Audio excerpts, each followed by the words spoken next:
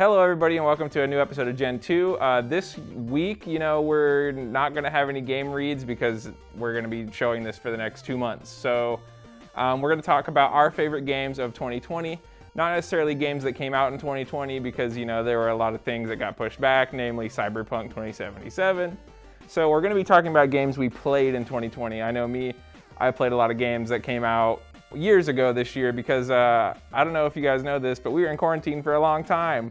So that means I got to play a whole lot of games, and so did pretty much the entire crew. So we're excited to tell you how that went. My favorite game is Phasmophobia. I love this game simply because it's the first horror game that's actually made me scream like a little girl. Every single time I play it, it's always something new. You're discovering what kind of ghosts there are in different locations. Something really admirable that I really like is the fact that it was made by one guy, and he's been cranking out content like nonstop. Essentially, you are setting up a paranormal investigation, talking to the ghost, using things like cameras to try to see it move across the screen. It moves objects, stuff like that. And yeah, every single match that I play is always a heart-pounding experience because you never know what you're going to get. Some ghosts will be very shy and hide from you, and some will want to attack you every single 5 seconds. So that's really fun. And yeah, I just really enjoy this game, and I don't see myself dropping it anytime soon. I'd say my favorite game this year that I played was probably Modern Warfare. Not necessarily Warzone. I played it a bit, but I'm not really a Battle Royale person. I kind of like the multiplayer better. I enjoy the grind. A lot of people don't, but I personally do. It just gives me something to do while I'm listening to music or podcasts. The campaign was actually really good too. It was very in-depth compared to earlier titles in the series, so it was more engaging. I was more invested in the story. They also brought back Price, and he's the fan favorite character. But yeah, the multiplayer is pretty much what I sunk all my time into. The new mechanics and stuff I found interesting, except mounting, that was stupid. But the things like the time to kill I personally enjoyed. I liked the more snappy nature of it. The camping was bad in the beginning, but it got better as they updated. The claymores were bad in the beginning, but they fixed it. And I personally just enjoyed the cycle that they had, the update cycle. Thought it was good. And yeah, pretty much, yeah, it's my favorite game I played this year. My favorite game to play this year is probably going to have to be PGA 2K21. Oh, wow, a golf game. Ooh, wow, we got a trendy guy. No, I like playing it because me and my friend enjoy just having fun, having some laughs, and that's one of those games where you can just play it and not really care what happens. And then also, if I'm ever sad or depressed, and because I'm shooting 10 over on 4 holes, then I just turn around on the tee box and hit it out of bounds. It's pretty fun like that. Also, I can turn it to easy mode and then also make course records on every single course and hit 69 under on every single course. So that's been pretty fun. It's been what's been keeping me off my mind, that and watching Craig Richard Visuals play Modern Warfare on his YouTube channel. So yeah. So my favorite game this year is a game that just recently came out, Assassin's Creed Valhalla. Having a great time playing it. At the current moment, I have about 25 hours in it, so I can say now, with confidence, fantastic game. So ever since Assassin's Creed changed the way Assassin's Creed looked with Origins, and then they polished that game style with Odyssey, and they even polished it more, so now it's even better and more refined with Valhalla. They brought back, you can build a settlement. Being a Viking and an assassin at the same time is something that's super fun, super good to experience in a game. Storyline, super great. Characters, super engaging. Combat system, super fun to play. All the abilities, fantastic. Not as spammy as in Odyssey, but a little more realistic, a little more difficult, which I like. But yeah, Assassin's Creed Valhalla, great pickup. Probably my favorite game of the year. My favorite game to play this year was Demon's Souls. It's the first Souls-esque game, so Dark Souls, Bloodborne, Sekiro. I never got to play it. It was on the PS3, and it was a remake. It was the launch title for the PS5. Beautiful. It looks so good. Really gets me dripping, moist, so moist. you know, like a confetti cake, fresh from your grandma moist. So my favorite game this year, I mean, well, do I even really have to say it? I'll just hold my hand out here and you guys can put the logo all around me, maybe over here or over here. It's Borderlands 3. I really enjoy Borderlands 3 simply because of the cel-shaded art style, and it allows me to jump in at any time and shoot and loot my way through all kinds of different enemies. It's a game that I've been following since the very first one came out, the original Borderlands. To jump in as Vault Hunter with all kinds of different abilities is just something that I've grown to love over the couple years that I've been able to play it. My favorite game that I played this year was Yakuza Kiwami 1. I am a huge fan of the Yakuza games, and I'm so happy that I finally got to play them on my Xbox, and I really can't wait to play Like a Dragon eventually once it gets cheap, because I don't want to pay $60. But in Kiwami 1, it's just like such a wacky game, and Japan does a really good job, not just Japan in general, but like the studio who makes it do a really good job of making it weird and wacky and wild, while also following like a pretty serious plot. You know, it's a lot of brothers fighting each other, but also Kiryu goes and like pimp slaps little girls because they try and tell him all these weird things, and it's just like Kiryu is such a cool guy, but there's also Majima, and there's just a lot of cool things that come together, and I really enjoy the game because it's so sporadic and out there, and I really just can't wait to play the next one. Hello everybody, and welcome to a new episode of XGen, but also the last episode of XGen. And for the next however many minutes it takes, I'll be talking about my favorite game of all time, which is Final Fantasy X. I said last week I was breaking the rules, which I kind of am. The game originally released on the PlayStation 2, then got remastered on PlayStation 3, then it came to PlayStation 4, and I waited very patiently for it to come to the Xbox One. So while this game did originally release almost 20 years ago, I did play it and enjoy it just as much as I did everywhere else I have played it. Along with the aforementioned Final Fantasy X, I'll be reflecting on a few different things, with this most recent generation of consoles obviously being a talking point. You'll definitely want to strap yourselves in because this is going to be a long one.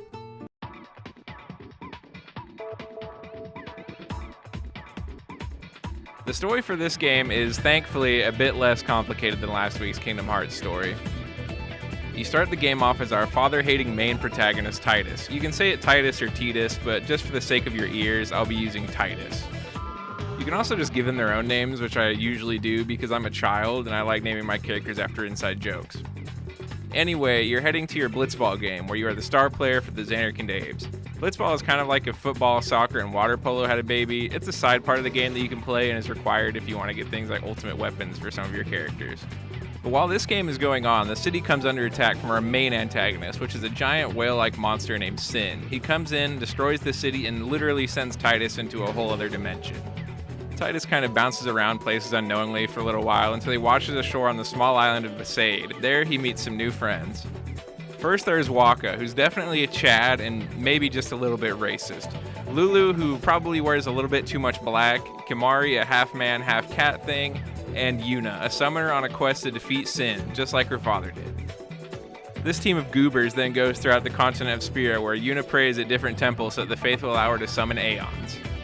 Aeons are these big magical beings that are pretty powerful and can help you out quite a lot in combat. On the way, we run into Titus's old buddy Auron, who is friends with Titus's father, and as we find out, helped Yuna's father on his own pilgrimage to destroy Sin. We also reunite with Riku, who is an Albed and usually the subject of Waka's not-so-subtle racism. Most people in Spira don't like the Albed because the Albed use machines, and most people believe those machines are why they've been punished with the existence of Sin. Sin, of course, isn't the only thing you have to worry about, because you can only hate a giant flying whale who can't speak so much, so they gave us Seymour. In the beginning of the game, Seymour seems like a pretty cool guy. He's a summoner just like Yuna, and he's the leader of a race of people called the Guado, which he is half Guado and half human. That's why you might notice he looks kind of veiny. But I mean, can we really expect somebody who summons something that looks like this to be a good guy? We eventually find out that he killed his own father in order to become leader of the Guado, and when the group calls him out on it, he becomes very angry. You actually end up killing Seymour about like 5 times throughout the game, and each time he comes back, he's uglier and more ridiculous to fight. He does snatch Yuna at one point and try to marry her, but Yuna would literally rather die than marry him, so she just jumped off the top of the tower. Seymour did sneak in a kiss though, so you win some, you lose some, I guess. After dealing with Seymour for the 5th time, we finally get to go and destroy Sin, who we have found out houses the body and soul of Titus's father Jecht, who he hates oh so much. Until Titus finally sees him, then he starts crying like a big baby. Titus and the gang take care of business, even with Titus knowing that defeating Sin will send him back to where he came from, causing him to leave his friends and his lover Yuna. We get a tearful goodbye, but Spirit is finally safe from Sin for good, and roll credits. That took a hot minute or few to get through, but it's a 20-year-old game, so I figured I had full clearance to just spoil the entire game. I mean, come on, it's a turn-based game. You're not going to play it. What is this, Pokemon?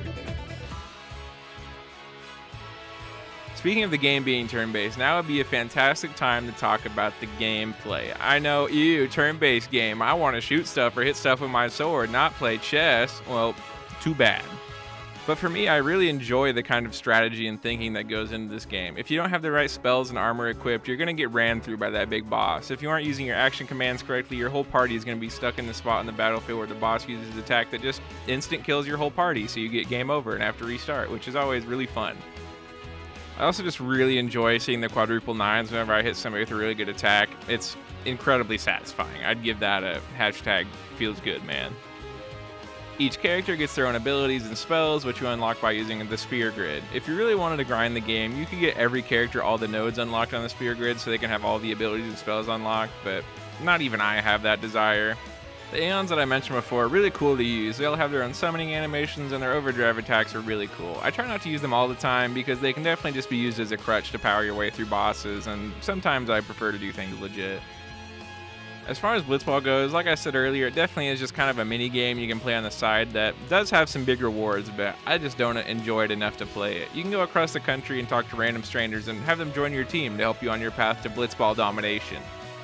So now off of Blitzball and back to the Aeons. In order to acquire these Aeons, you have to go through different temple puzzles, which are required for the story because you need to get all the Aeons to beat Sin. So it's not like something you can skip. You just have to, go and find a walkthrough. That's usually what I do because I'm kind of stupid. But within each temple are special treasures you can unlock. And if you unlock all of those, you're able to unlock Seymour's Aeon Anima. It's pretty cool to have Anima on your team and not have to go up against him like you do when you fight with Seymour. He's also got a pretty cool overdrive where he just does like 1,000 punches, which is pretty devastating. To sum it up for me, I've always really enjoyed this combat. It is a good change of pace from how fast-paced most games are nowadays and really allows me to slow down and think about every action I take. So this experience portion is going to be cut into a few parts, so just bear with me here. First, my experience with the game. Final Fantasy X is a game I've been playing since I was probably 10 years old. I didn't manage to finally beat it for the first time until a few years ago due to me being a 10-year-old, and also my PS2 disc really liked to lock up on certain parts of the game, which was not ideal. I'll probably continue to replay this game periodically because it really does have one of my favorite casts of characters and stories in any game I've ever played. I of course likely do and always will see it through my nostalgia goggles because of course there are some cringy scenes, Titus laughing for instance.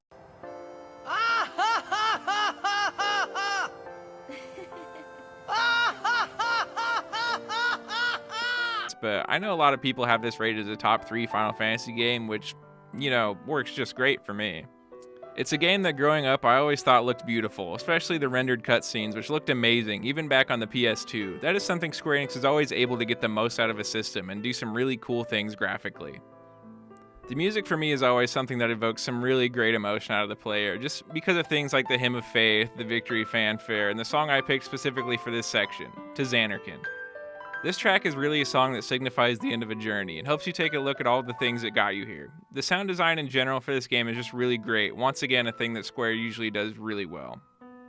We'll make a quick transition to talking about my experience with this last generation of consoles, because even though you probably didn't notice, all of this footage was captured on Xbox Series X, meaning that the PlayStation 4 and Xbox One really are X-Gen now.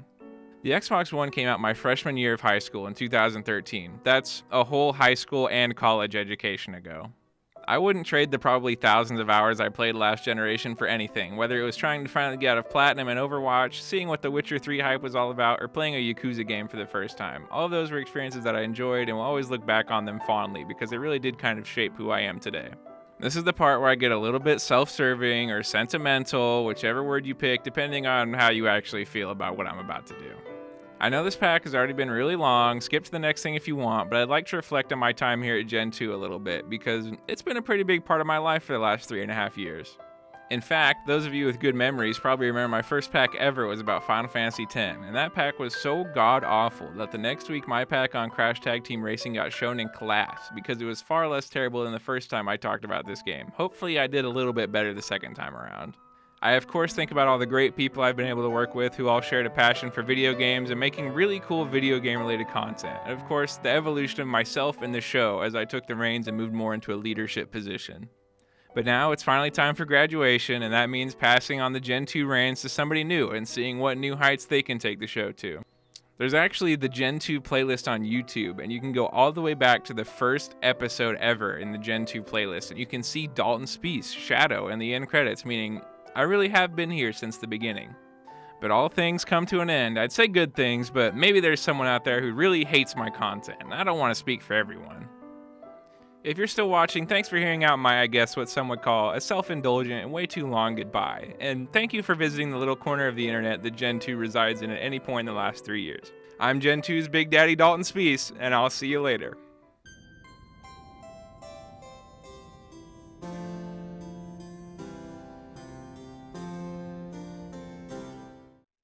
Hello, and welcome to Steam on a Budget. I'm Drew, and this week, I'll be looking at what I believe to be the best games we've looked at so far. I'll be going over the top 3 games that I've looked at that are the best bang for your buck.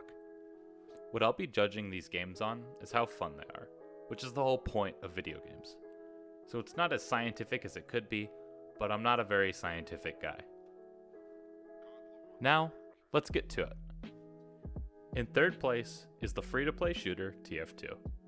The game TF2 is a legendary free-to-play multiplayer arena shooter. It has a loyal fan base and is still going strong after all these years. First, let's go over the overall fun I've had with this game. It's a blast. I spent countless hours in this game, and I don't regret any of it. The gameplay feels good to play and the weapons are satisfying to use. The movement for characters, like Scout and Soldier, makes it less of a standard experience because of things like double jump and the rocket jump. All of these factors made it some of the best fun I've ever had. There are problems like limited set of PvE modes and the amount of microtransactions, so those can get annoying. In second place, I have to put one of my favorite games, Payday 2. Now Payday 2 is a team-based horde survival game where you play as criminals pulling off crazy heists. When I got this game to review it, I couldn't stop playing. I'd play for hours on end. Besides the number 1 spot, this game has been the most fun to play I've had playing games for the show. This team-based aspect of the game is the best part. When playing with friends, it makes the experience way more enjoyable. It's all about fun with friends. Since the game is old, it's got tons of content, so it can be a bit intimidating if you don't know what to do. And so it's good to have a friend who knows everything and can help you through it. And finally, for my number 1 pick for best budget game, it's Fallout New Vegas. This game is legendary. Its story is amazing, and the role-playing aspect is my favorite quality. Not much is like it. New Vegas is an absolutely massive game with a good amount of DLC as well, if that's not enough for you. At the low price of $10, it's a steal. Since it's a member of the Fallout series, it's got a great aesthetic with tons of interesting set pieces and music. The gameplay is interesting because, while old, it still holds up and is fun to play with. While the game is old, I do feel that the flaws that come with the age are not as bad. Plus, you can fix all these problems with free mods. This game is definitely worthy of the number 1 spot. Out of all the games that I looked at, these 3 are definitely at the top. While these are great games, check out the games from the other episodes too, because those are also worth checking out. This was Drew, and thanks again for watching Steam on a Budget. Hello everyone, and welcome to High Fives, the show where I shove my unwanted opinion on video games into the mix and put them in a top 5 or top 3 format. Now, we've had a good time talking about different kinds of video games this year, however, it looks like it's about time to wrap things up. These lists are usually focused on certain game categories, however, I think for this last one, we're gonna focus on getting to know me a little better, and what better way to do that on this show than through my top 3 personal favorite video games. At number 3, we have the ever-famous Minecraft. This game to me represents simplicity, a period of time when I had no true responsibilities or worries. The basic concept of roaming around a completely new world is both exciting and calming. You get to create whatever you want and go wherever you please. I think that the original trailer says it all. No one can tell you what you can or cannot do, with no rules to follow. This adventure It's up to you. This game brings back fond memories of going over to friends' houses and playing this game for nights on end together. The fact that no world is ever alike and that your adventure is always going to be something new gives a constant sense of wonder and replayability. Leading into the current day, this game still expands that exploration and depth, bringing those who stop playing back to rekindle that childlike spirit. This game, while simple, holds memories that I will never forget, always giving me a sense of comfort as I grow older. With that said, this puts Minecraft in at number 3. At number 2, we have Phasmophobia. While new, this game brings an experience that I've only ever rarely had in the real world. Never before have I thought that a game could replicate and enhance the aspect of ghost hunting as closely as this does. This is one of the few gems of 2020, personally speaking, giving me hilarious and terrifying situations both by myself and with friends. The always unknowing aspect of this game keeps you guessing. What ghost could it be? What equipment would be the best to use? What location should we go to? These elements and more enhance this experience to where no investigation is ever the same. On top of all of this, being able to conduct these hunts in different locations with friends brings an entirely new level of cooperation, or betrayal if you feel so inclined, to the game. Every time I load into an investigation, I always have a sense of excitement at what new heart-pounding experience I'll have next. Now with these elements in play, this puts Phasmophobia in at number 2. And lastly, at number 1, we have Overwatch. Call this a love-hate relationship. Ever since I first logged into this game back in 2016, I've constantly been moving to different gaming platforms, causing me to start over multiple times. Logically speaking, this would probably frustrate tons of people, making them not want to play again. However, it's not just the stats and cosmetics that I care about, but more so the friends that I've made and the fun that I've had.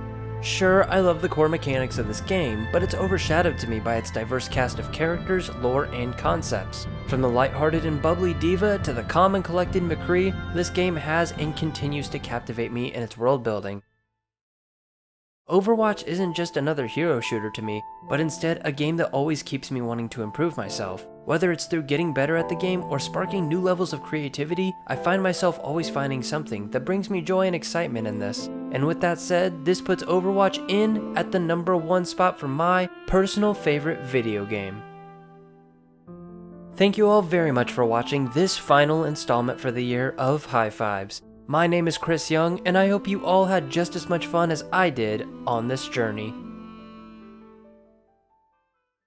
What is going on, everyone? Welcome back to a brand new Tuck Talks. This week we're kind of sad because this is going to be the last ever Tuck Talks for ever. Why not go out on just a banger episode? We're not talking Minesweeper, we're not talking Solitaire, not talking Snake, not talking Pinball on the old Dell PCs. We're talking about a little game that you go to on a website called coolmathgames.com and you search Papa's Pizzeria. There's a bunch of different Papa's games that you can choose from. There's like 17. There's like Papa's Wingeria, Papa's Cheeseria, Papa's Ice Creameria, Papa's Diarrhea, a whole bunch of them, okay? But Papa's Pizzeria, made in 2007, is my favorite. So, without further ado, Tucks talking Papa's Pizzeria. Let's get into it. It has you go through, these are all your stations here on the, it's not letting me click to the topping station, but, we got our first order. What's his name? Cooper. Cooper's our first order. Cooper wants a half cheese, half pepperoni pizza. Okay, wants me to bring it to the line. Cool. Wants me to do topping station, and then wants me to drag it back. He wants 4 pepperonis on half the pizza side. Send it in to the oven, and we gotta wait for it to cook. So, we have to bring it back to the, we're dragging it back. Okay. Pizza's done, and now we cut it. So it wants me to cut it down here, but that's not half. Why does it have you cut so far down? 24-cent tip? Folks, always tip your server, okay? Always. Oh, we got another order. Who is it? Kingsley. Sean Kingston. Okay, we got our order. Now, it wants us to put it right there and go here, but you can just do that. Anyway, he wants a full pizza. Make the pizza. We got 8. Now we just let it cook. That's it. Just let it cook.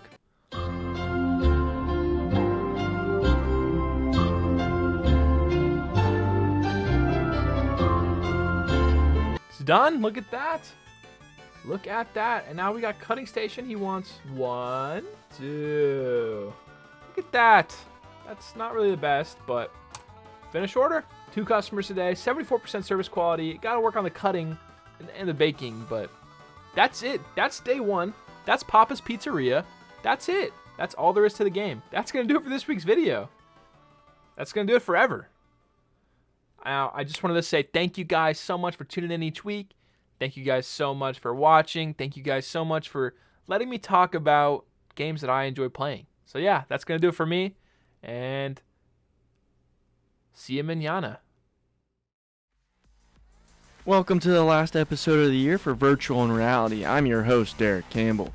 This week I focused on the sport of basketball, and in the virtual world I played 2K20. I did some warm-ups before I got into my three-point contest that I did. First off, I started up with Damian Lillard, and I had a pretty good solid first rack. I went 3 for 5 on the money balls. And then after that, I kind of fell apart. I couldn't quite make it on the third rack. But again, on the fourth rack, though, I started getting hot, and I just made it a couple more times, but I still couldn't make it the money ball right there to finish off. I finished with 16 points and tied and couldn't quite get past Kevin Durant. But on the second game that I played, I was with Steph Curry, and again, I started off pretty good, and it just came down again to my money ball shots. Even though I would make some, I just couldn't make the ones that I needed. And then I had some good key green lights right there, 2 in a row. And then there's my first money ball that I made. And then I had another good rack right here with making all these regular balls that were just worth 1 point. And I just couldn't make the ones that counted right here. And then on my final rack, with the money ball rack, I missed every single shot except for the final one. Well, that's it here in the virtual world. I'll see you guys in reality. I'll be competing against Trevor Hudgens in the real world, but little does he know I am pretty clutch at making last-minute shots. Puts up the jumper, it is good! I just got done in the virtual world. I'm here with Trevor, and we'll be doing a three-point contest to test my skills against his skills. So let's get to it. Trevor started us off in the first round of our contest. He missed his first shot, but made his next shot in the following 3 shots after that.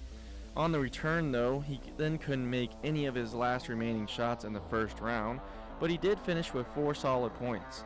On my turn, though, I made my first shot, and Trevor thought I was going to win after that. Even though I had the backing of Trevor, thinking I was going to win, but I just couldn't pull it off. After that first shot, I only made 1 more other shot, and I missed 5 in a row. That killed me. But Trevor finished with 4 points to win the first round, and I finished with only 2. To start us off in the next round, he makes his third shot, and then he misses his next 3 right here. And then he makes this next corner one right here with a big splash, and then he misses his next 2, and then finally on his last shot that he has, he just drains it. On my turn, though, I airball my first shot, which is embarrassing, and then I make my middle shot like I usually do, and then I hit the front of the rim, and then I just can't. I keep hitting it off the rim. I just don't have enough in it, and then I make that one, and then I miss, and then I miss again right here on my last shot, even though I took my time. We just got done, and I think Trevor was playing with me the whole time. How'd you think I did, man? You did pretty good. You're a natural born shooter. Oh, don't lie. Don't lie. Natural born shooter. I don't know, I had some off ones. But you definitely killed it there in our last game. But that's the end of this year's show. But hopefully I'll see you guys next year with Virtual and Reality. I'm Derek Campbell.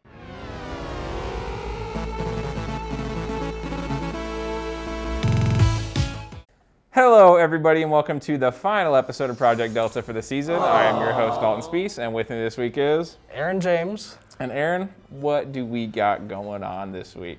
So last week we had the Xbox Series X. This week we've got its cousin, its friend, its neighbor, the PlayStation 5. But the other next-gen console. I don't know. Console War, does it still exist? Come on, dude, you gotta hold square. Okay, I'm holding square. Pull back. Console War, I don't think it exists. Crossplay, it's killed it. You know, crossplay is I love competition's crossplay. good, but I respect both systems entirely. I think both fan bases are. At this point in time, you really can't go wrong. Both consoles are incredibly powerful, and of course each will have their own games and whatnot. With Xbox has I'm working on it. Here, Dalton's having trouble figuring out the adaptive triggers. Yeah, I don't get It's anything. a new feature of the Oh. PlayStation 5, so there's like actual tension. Oh, when- do I have to do this? When you do I pull have the to control. swing? Yeah, there's a little bit of motion control here too. Dude, who still uses motion controls? I don't know. You look pretty graceful though. Let me tell Dude, you. I feel like Look, dude, you're I'm playing the dancing Wii. right now. You look beautiful. Oh, uh-oh. Monkey almost let go. Hold up. Yeah, so this game that you're playing, it is Astro's Playroom. It is pre-installed on every PS5 system. And it is in the same universe as Astrobot Rescue Mission, which was a VR title Not for to be confused with PSVR. Astro Boy. If you know who Astro Boy I was is. gonna say, I'm not sure if I do. Man. Maybe if I saw him, Oh yeah, if you Yeah. saw him, you'd know him. I'd know him. You'll just got probably that be face, you'll huh? probably be looking for graphics for this episode and be like, yeah, I know Astro Boy. I feel dumb for not knowing him. I'll let you know. So yeah, right now we're in Teraflop Tower maybe. Teraflop Treetops. I believe Teraflop it was. Treetops. So But if you've had enough of this, you could go. oh no, So I'm you having could a great switch it time. up, yeah. I can hear the zipper Yeah, and the so- controller, which is something the Xbox does not have, which is oh no, it's crumbling. The microphone and the controller, I'm probably holding it a little bit too close to my microphone so you can hear it, but you can hear like all the sounds coming through the controller, which you'd probably be hearing through the TV anyway.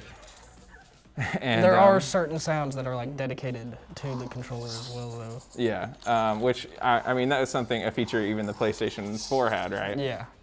So it's kind of new, but it's like I'm sure improved. Look at the motion controls. Do you normally play with vibration on, like on your Xbox? It really depends. I have been somebody who turns it off most of the time just to conserve battery Yeah. because I like to make it last I will as long say as that possible. the battery on this isn't the greatest. Yeah. It's about probably 7 or 8 hours. And the I longest don't got. know about the DualShock 4, but can you use the DualShock 4 with the PS5 or not? No.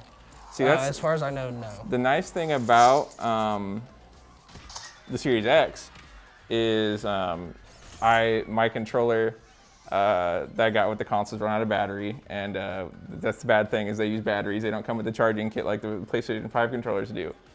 But I can still use all my old Xbox One controllers, which I do have play-in charge kits, so I just plug those in and continue along on my day. I just need to find myself a USB-C cable, really, which is what I think both controllers use to charge now, correct? Yes. Yep. So USB-C, it's slowly becoming the new standard Hold because square. I'm holding it. You can charge up that the spin yeah. move, and then you. Oh, I don't think it worked. it didn't work. You died. You just need to get good. You thought Demon Souls was hard. Astrobot, the real challenge begins. But yeah, this is definitely interesting. I mean, PlayStation, obviously we know them for their really good exclusives like Spider-Man and God of War and Demon Souls and stuff. And I did get electrocuted again. But they're also kind of known for their wacky games, like Little Big Planet is one that comes to mind. This, of course, there was the Playroom for VR, and Bug Snacks.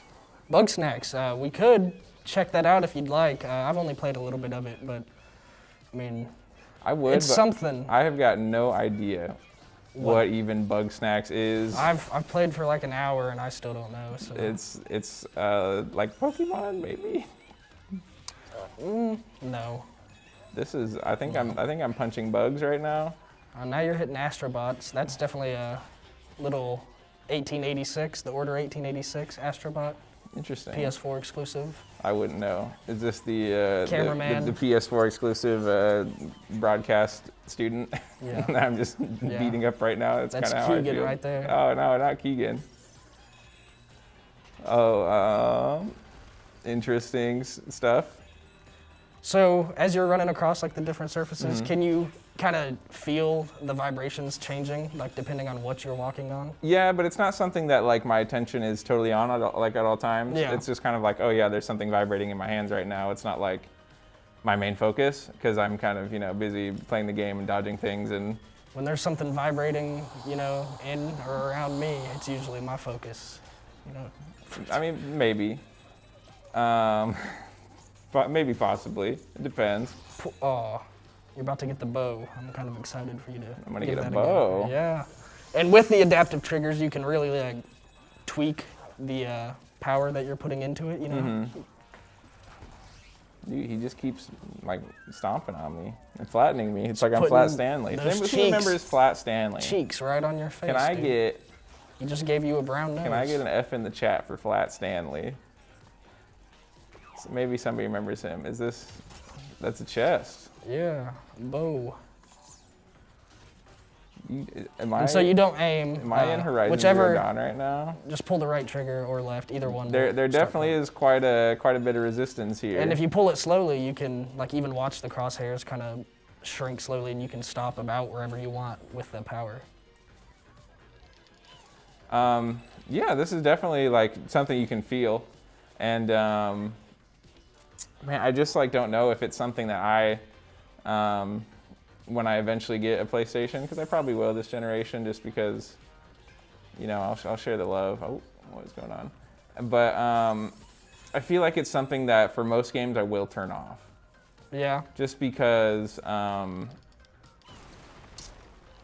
feel like it'll just kind of get annoying. I mean, obviously, you know, especially if it does really like give you an advantage and kind of help you feel things more. Yeah. I would definitely think it's worth it. But if it's just kind of like, oh, I'm trying to shoot a gun, but it's like there's literally like so much tension on the controller that it's like making it so I have less reaction time compared to somebody who just has it turned off. I don't think that's the case, because I've been playing Black Ops Cold War, and you can turn it off right in the menu. Okay. Yeah. And each gun is like Stomped again. specifically tuned like for the adaptive triggers. They each have different like reactions when you're pulling the right trigger. They'll each kick in different ways. Like some of the snipers have like a little bounce back that they do on your finger, like almost like you're bolting the sniper. But when you turn it off, like I didn't notice my performance being any better? worse when I turned it off. Like I didn't notice like my ADS time going down or anything. Like my reaction time was all there. And honestly, with it off, I thought it felt a little more empty. Like, if that makes sense, just playing the game. I'm sure like if you're somebody who is used to having it there and it's not there, it's like a big deal. But if you're just like, you know, you usually don't use it, so you don't use it, like you don't notice it. I mean, obviously that's going to be the case. And it looks like we are just about out of time here on our final episode of Project Delta for the year. And Aaron, it's great to have you. And this will be Dalton Spees' final episode of Project Delta ever. R.I.P. R.I.P. So for the final Sending time, him off in a coffin. this is Aaron James, and I'm Dalton Spees. Thanks for having me. And see you later.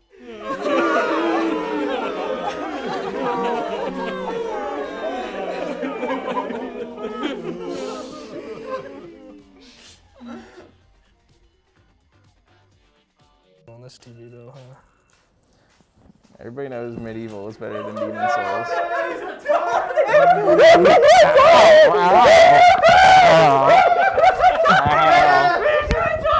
I'm in pain.